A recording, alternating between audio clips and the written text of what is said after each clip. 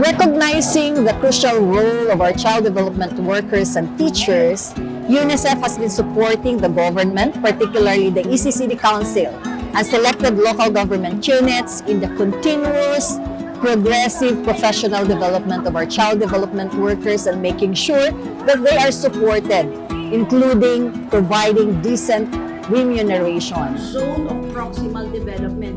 Dito tayo magtutunan. Sa pamagitan ng being the best na training sa mga child development workers, sila ay naging competent para magturo sa ating mga bata at in-emphasize dito yung play-based approach.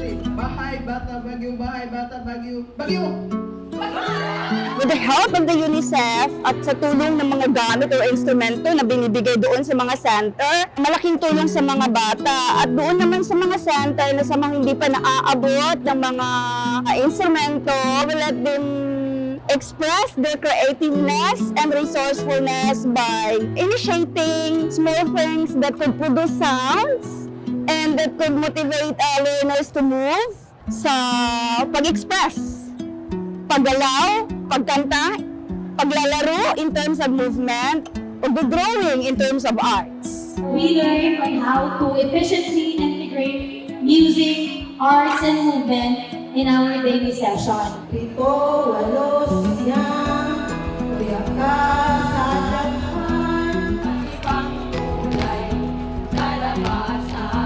Isa po sa mga inisyatiba ng UNICEF in collaboration with ECCD Council and Academe is matulungan sila na ma-build ang kanilang competency, particularly in play-based approaches. Ito ay mas pinalalim namin sa pag-develop ng isang training module on music, arts, and movement.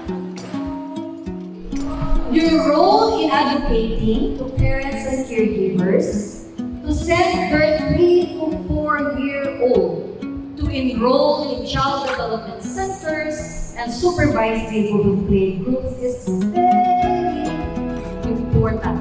Please continue to make parents, caregivers aware of the importance of sending their children to child development centers and supervised neighborhood play groups. Our CDWs, you are major partners and support to our parents and caregivers in the development and learning of their young children. Kayo ang mga superheroes ng ating mga kabataan.